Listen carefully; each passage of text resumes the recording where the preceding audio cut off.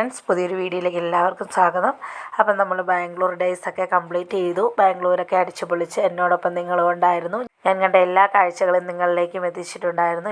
അങ്ങനെ നമ്മൾ ഹൈ റേഞ്ചിലേക്ക് തിരിച്ചെത്തി. നാടൻ രീതികളും നാടൻ കറികളും നാടൻ വിഭവങ്ങളും ഒക്കെ ആയിട്ട് നമ്മൾ തുടങ്ങിയിരിക്കുകയാണ്. ആദ്യമായിട്ട് ഈ ചാനൽ കാണുന്ന കൂട്ടുകാരൊക്കെ ഉണ്ടെങ്കിൽ ഒന്ന് ചാനൽ സബ്സ്ക്രൈബ് ചെയ്ത് സപ്പോർട്ട് ചെയ്യാൻ മറക്കരുത്. അതുപോലെ തന്നെ വീഡിയോ നിങ്ങൾക്ക് ഇഷ്ടപ്പെട്ടാൽ ലൈക്കും കമൻറ്റും ഷെയറും കൂടി ചെയ്തും സപ്പോർട്ട് ചെയ്യണേ. ഞാനിന്നിവിടെ രാവിലത്തെ കാപ്പിക്ക് വേണ്ടിയിട്ടുള്ള പുട്ടുണ്ടാക്കാനായിട്ട് ഗോതമ്പ് മാവാണ് ഒന്ന് വറുത്തെടുക്കുന്നത്. ഗോതമ്പ് മാവിൽ പുട്ടുണ്ടാക്കി കഴിഞ്ഞാൽ നല്ല ടേസ്റ്റാണ്. നല്ലതുപോലെ മൂപ്പിച്ച് വറുത്തെടുത്താലേ ടേസ്റ്റ് ഉണ്ടാവുകയുള്ളൂ. അതുകൊണ്ട് ഇവിടെ നല്ലതുപോലെ ഒന്ന് വറുത്തെടുക്കുന്നുണ്ട്. മാവിൻ്റെ കറക്റ്റ് മൂപ്പെന്ന് പറയുമ്പം മാവൊന്ന് കയ്യിലെടുത്ത് ജസ്റ്റ് ഒന്ന് തെന്നിക്കുമ്പം തെന്നി മാറുന്ന പരുവത്തിലാകുമ്പോഴാണ് നല്ലതുപോലെ മൂത്തെന്ന് മനസ്സിലാകുന്നത്. അതല്ലെങ്കിൽ ചെറിയൊരു നല്ല മണം വരും ഗോതമ്പ് മാവിൽ നിന്ന്, അങ്ങനെയും മനസ്സിലാക്കാം. വറുത്തെടുത്ത ശേഷം ഇനിയൊന്ന് തണുക്കാൻ വെക്കണം. നല്ലതുപോലെ തണുത്തിട്ട് വേണം ഒന്ന് നനച്ചെടുക്കാൻ. നനച്ചെടുക്കുന്നതിനായി കുറച്ച് വെള്ളം എടുത്തിട്ടുണ്ട്. അതിലേക്ക് ആവശ്യമായ ഉപ്പ് ചേർത്ത് കൊടുക്കണം. ഉപ്പ് വെള്ളത്തിലിട്ട് അലിപ്പിച്ചെടുക്കണമെന്ന് നിർബന്ധമൊന്നുമില്ല. മാവിൽ വേണമെങ്കിലും നേരിട്ട് തന്നെ ഉപ്പിട്ട് കൊടുത്ത് വെള്ളം കുടഞ്ഞ് നനച്ചെടുക്കാവുന്നതേ ഉള്ളൂ. ഇവിടെ മാവൊക്കെ നന്നായിട്ട് തണുത്ത് വന്നിട്ടുണ്ട്. ഇനി ഇതിലേക്ക് ഉപ്പിട്ട് റെഡിയാക്കി വെച്ചിരിക്കുന്ന വെള്ളമാണ് ഇവിടെ കുടഞ്ഞു കൊടുക്കുന്നത്. ഇങ്ങനെ എടുത്ത് കുടഞ്ഞു കൊടുത്ത് മാവ് ഒന്ന് നനച്ചെടുത്താൽ മതി. വളരെ പെട്ടെന്ന് തന്നെ നനച്ചെടുക്കാൻ പറ്റും. ഇതിന് നനച്ചെടുത്തുകൊണ്ടിരിക്കുമ്പം കട്ട കിട്ടും. കട്ട കൈക്കൊന്നിങ്ങനെ ജസ്റ്റ് ഒന്ന് ഉടച്ചു കൊടുത്താൽ മതി. പുട്ടുകളിൽ ഏറ്റവും ടേസ്റ്റ് തോന്നിയേക്കുന്നത് ഗോതമ്പ് പുട്ടാണ് കേട്ടോ. പക്ഷെ നനച്ചെടുക്കാനായിട്ട് പാടാണ്. ഇങ്ങനെ കട്ട കിട്ടുന്നതുകൊണ്ട് എല്ലാവർക്കും മടിയുമായിരിക്കും. ഗോതമ്പ് മാവ് കൊണ്ട് പുട്ടുണ്ടാക്കുന്നത് എങ്ങനെയാണെന്ന് ഇപ്പോഴും അറിയാത്തവരും ഉണ്ട്. എന്തായാലും ഇത് വളരെ എളുപ്പം തന്നെയാണ്. കണ്ടോ, ഇങ്ങനെ നനച്ചെടുത്ത് ഈ കട്ടയൊന്ന് കൈക്ക് ഉടച്ചു കൊടുത്താൽ മതി. ഏത് മാവ് നനയ്ക്കുമ്പോഴും ഇങ്ങനെ കട്ടകൾ വരും. എന്നാൽ ഗോതമ്പ് മാവ് കൊണ്ട് പുട്ടുണ്ടാക്കി എടുക്കുമ്പോൾ എല്ലാ പുട്ടിനേക്കാളും കട്ടകൾ കൂടുതലായിരിക്കും. എനിക്ക് എല്ലാ പുട്ടും ഒരുപോലെ ഉള്ളൂ കേട്ടോ. ഞാനിങ്ങനെ കട്ട ഉടച്ചു കൊടുക്കും. ഇച്ചിരി നേരത്തെ പണിയാണ്. നല്ലതുപോലെ മെനക്കിടണം. നനയ്ക്കുമ്പം ഇങ്ങനെ കുടഞ്ഞ് നനച്ച് പരുവത്തിനാക്കണം. ഇച്ചിരി മെനക്കെട്ടാലും സാരമില്ല, നല്ല ടേസ്റ്റാണ് ഗോതമ്പ് പുട്ട്. നല്ല ചൂടോടുകൂടി കുറച്ച് തേങ്ങ കൂടുതലായിട്ട് വേണം. തേങ്ങയൊക്കെ കൂടുതലിട്ട് കൊടുത്ത് നല്ല ചൂടോടുകൂടി തിന്നാനായിട്ട് അടിപൊളിയാണ്. പഴവും വേണ്ട, പഞ്ചസാരയും വേണ്ട, ഒന്നും വേണ്ട. ഇങ്ങനെ ഗോതമ്പ് പുട്ട് വെറുതെ നമുക്ക് ഞുള്ളി തിന്നാവുന്നുള്ളതേ ഉള്ളൂ. ഇത്രയേ ഉള്ളൂ. മാവ് ഇത്രയും നനഞ്ഞാൽ മതി. ഇനി ഇതൊന്ന് പുട്ടുകുറ്റിയിലേക്ക് വാരി വെച്ച് ഒന്ന് ആവിയേറ്റിയെടുത്ത് വേവിച്ചെടുത്താൽ മതി. പുട്ട് സൂപ്പർ ഗോതമ്പ് പുട്ട് റെഡിയായിട്ട് കിട്ടും. നമുക്കൊന്ന് നോക്കാം. ഞാനിവിടെ പുട്ട് വേവിച്ചെടുക്കുന്നത് ചിരട്ടപ്പുട്ടിൻ്റെ പുട്ടുകുറ്റിയിലാണ്. ആദ്യം ആവശ്യത്തിന് തേങ്ങ ഇട്ട് കൊടുക്കുക. ഞാൻ പറഞ്ഞു ഗോതമ്പ് പുട്ടായതുകൊണ്ട് തന്നെ നന്നായിട്ട് തേങ്ങ ഇട്ട് കൊടുക്കണം. തേങ്ങ ഇട്ട് കൊടുത്താലേ നല്ല ടേസ്റ്റ് ഉണ്ടാവുകയുള്ളൂ. അതിനായിട്ട് ആവശ്യത്തിലധികം തേങ്ങ ഇട്ട് കൊടുത്ത് മാവൊന്ന് വാരി വെച്ചിട്ടുണ്ട്. ഇനി ഇതൊന്ന് കുക്കറിൽ വെള്ളം തിളച്ച് വരുമ്പോൾ കുക്കറിൻ്റെ മണ്ടയിലേക്ക് ഇതൊന്ന് കുത്തി കൊടുക്കുന്നുണ്ട്. ഇങ്ങനെയാകുമ്പോൾ പെട്ടെന്ന് പുട്ടുണ്ടാക്കി എടുക്കാൻ പറ്റും. വളരെ പെട്ടെന്ന് തന്നെ വെന്ത് കിട്ടുകയും ചെയ്യും. നമുക്ക് പണിയും എളുപ്പമാണ്, സമയവും ലാഭമാണ്. ഇനി പുട്ടിന് വേണ്ടി ഒരു വാഴക്കൊല ഇവിടെ ഒടിഞ്ഞു വീണേക്കുന്നതാണ്. അത് ഒന്ന് പഴുത്തിട്ടുണ്ട്. നല്ലതുപോലെ വിളഞ്ഞിട്ടല്ല ഒടിഞ്ഞു വീണത്. ഞങ്ങൾ ടൂറൊക്കെ കഴിഞ്ഞ് വന്നപ്പോഴത്തേന് പറമ്പിൽ ഒടിഞ്ഞു വീണ് കിടക്കുമായിരുന്നു. ഞാനതിനെ വെട്ടിയെടുത്തുകൊണ്ട് വന്ന് മുറ്റത്ത് വെച്ചേക്കുന്നതാണ്. അപ്പം നല്ലതുപോലെ പഴുത്ത് വരുന്നതേ ഉള്ളൂ. എന്നാലും ഇന്ന് പുട്ടുണ്ടാക്കുമ്പോൾ മക്കൾക്ക് പഴം വേണം. അതിന് വേണ്ടിയിട്ട് ഞാൻ ഇവിടുന്ന് ഒരു പടല മുറിച്ചെടുത്തുകൊണ്ട് വന്നിട്ടുണ്ട്. പുട്ടൊക്കെ വെന്ത് റെഡി ആയിട്ടുണ്ട്. നല്ല ആവി പറക്കുന്ന സൂപ്പർ പുട്ട്. ആദ്യം പുട്ട് കഴിക്കാനിരിക്കുന്ന മക്കളൊക്കെയാണ്. ഇനി ഞാൻ പുട്ട് കഴിക്കാനിരിക്കുന്നത് എല്ലാം പണിയും കഴിഞ്ഞിട്ടായിരുന്നു.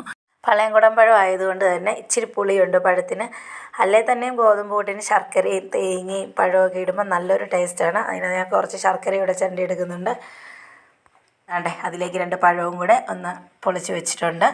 ഇനി ഈ പഴവും ശർക്കരയും പുട്ടും എല്ലാം കൂടെ ഒന്ന് മിക്സ് ചെയ്തൊരു പിടുത്തം പിടിക്കണം. അടിപൊളി ടേസ്റ്റാണ് കേട്ടോ. പുട്ടിലൊക്കെ ഏറ്റവും നല്ല ടേസ്റ്റ് എന്ന് പറഞ്ഞു കഴിഞ്ഞാൽ എനിക്ക് തോന്നിയിട്ടുള്ളത് ഗോതമ്പ് പുട്ടാണ്.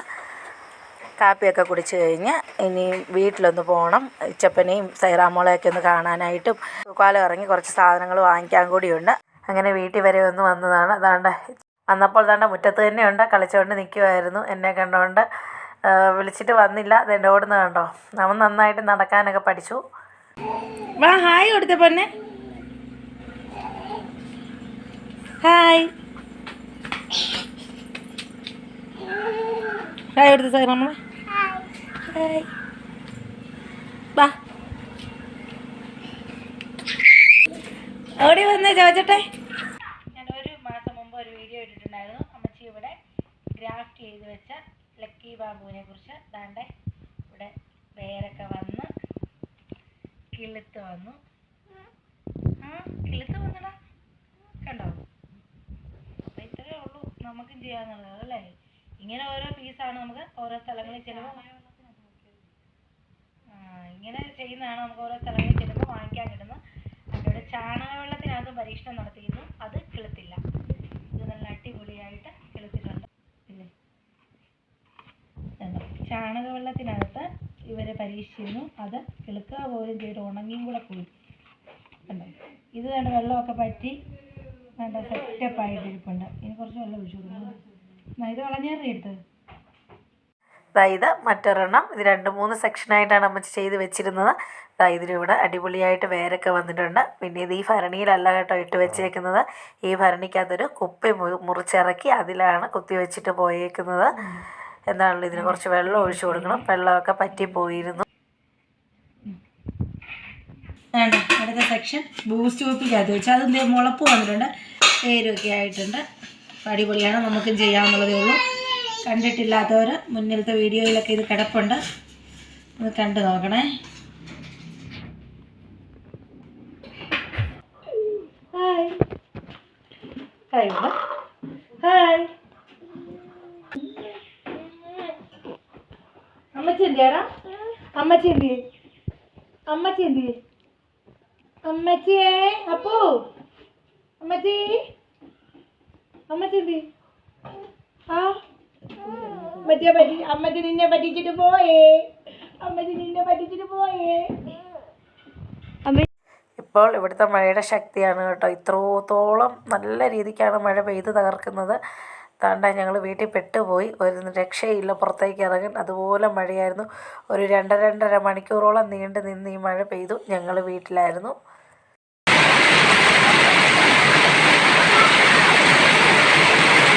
പുറത്ത് നല്ല മഴ തകർക്കുമ്പോൾ ദാണ്ട സൈറായും ഫത്താഹും ഇച്ചപ്പനും എല്ലാം കൂടെ പുതിയ വണ്ടിയാണെന്നൊക്കെ പറഞ്ഞ് നല്ല കളിയായിരുന്നു.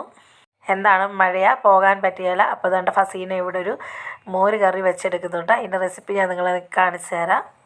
ഒരു പാക്കറ്റ് തൈര് എടുത്തിട്ടുണ്ട്. കരിയാപ്പല, പച്ചമുളക്, വെളുത്തുള്ളി, ഉള്ളി ഇതെല്ലാം ഒന്ന് അരിഞ്ഞെടുക്കണം.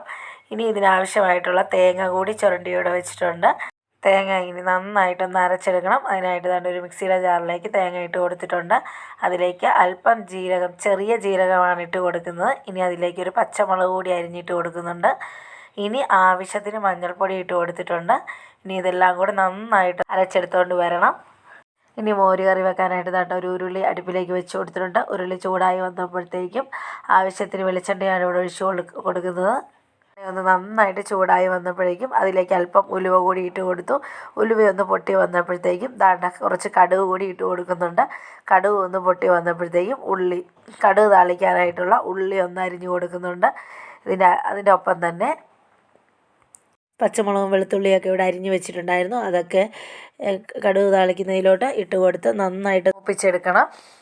ഇനി അതിലേക്ക് ഒരല്പം മഞ്ഞൾപ്പൊടി ഇട്ട് കൊടുക്കുന്നുണ്ട്. ഒന്നുകൂടെ ഒന്ന് വഴറ്റിയെടുത്ത ശേഷം ഇവിടെ അരച്ച് വെച്ചിരിക്കുന്ന അരപ്പൊന്ന് ഒഴിച്ചു കൊടുക്കുന്നുണ്ട്. ആ അരപ്പൊന്ന് ഒഴിച്ചു കൊടുത്ത് ഒന്ന് ഇളക്കി കൊടുക്കണം. ഇനി തൈരായതുകൊണ്ട് തന്നെ അതൊന്ന് ഉടച്ചെടുക്കണം. അതിന് വേണ്ടിയിട്ട് മിക്സിയുടെ ജാറിലേക്ക് ഒഴിച്ചു കൊടുത്ത് ആവശ്യത്തിന് ഒന്ന് അടിച്ചെടുത്താൽ മതി. ആ തൈര് ഉടഞ്ഞ് കിട്ടിക്കോളും. ഉടച്ചെടുത്ത തൈര് കൂടി ദാണ്ട ഈ ഉരുളിയിലേക്ക് അങ്ങ് ചേർത്ത് കൊടുക്കുകയാണ്. ഇനി നന്നായിട്ടൊന്ന് ഇളക്കിയാൽ മതി. ഇനി ഒരുപാട് തിളയ്ക്കാൻ നിൽക്കരുത്, ജസ്റ്റ് ഒന്ന് ചൂടായാൽ മാത്രം മതി. ഇവിടെ മോര് കറി റെഡിയാണ്. മോര് കാച്ചിയതെന്നോ മോര് കറിയെന്നോ ഒക്കെ പറയും കേട്ടോ, ഏതാണെങ്കിലും കുഴപ്പമില്ല. ഇനി കുറച്ച് ഉലുവ പൊടിച്ചതും കൂടെ ചേർത്ത് കൊടുക്കുന്നുണ്ട്. മോര് കറിക്ക് നല്ല ടേസ്റ്റ് കിട്ടാൻ വേണ്ടിയാണ് ഈ ഉലുവപ്പൊടി ഇട്ട് കൊടുക്കുന്നത്. ഒരുപാട് ഇട്ട് കൊടുക്കരുത്, ഉലുവപ്പൊടി കൂടിപ്പോയി കഴിഞ്ഞാൽ മോര് കറി കഴിക്കും. അതുകൊണ്ട് ആവശ്യത്തിന് മാത്രം. ഫസീനയുടെ ഈ മോര് കറിയുടെ റെസിപ്പി നിങ്ങൾക്ക് ഇഷ്ടപ്പെട്ടാൽ നിങ്ങൾ ഇതുപോലൊന്ന് ഉണ്ടാക്കി നോക്കണേ. അടിപൊളിയാണ്, നല്ല ടേസ്റ്റാണ്. വെളിയിലെ മഴയുടെ ശക്തി കുറഞ്ഞെന്ന് മാത്രമേ ഉള്ളൂ. മഴ നിന്നിട്ടില്ല. മഴ നിന്നിട്ട് വേണം ഞങ്ങൾക്ക് പോകാനായിട്ട്. രണ്ട് ഇച്ചപ്പൻ ഫത്താവുമായിട്ട് നല്ല കളിയാണ് ഇവിടെ. സൈറാമോളും കുക്കുവും മൈലാഞ്ചി ഇടുന്നത് നോക്കി ഇച്ചപ്പൻ്റെ നിപ്പ് നോക്കി. ഒരു പുള്ളി പോയി നോക്കി.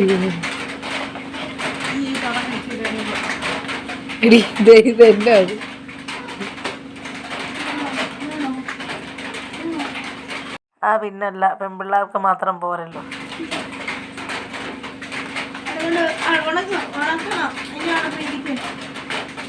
കൊക്കു ഉച്ചപ്പനെ പറ്റിച്ച് കിട്ടും. ഉച്ചപ്പൻ്റെ സന്തോഷം കണ്ടു.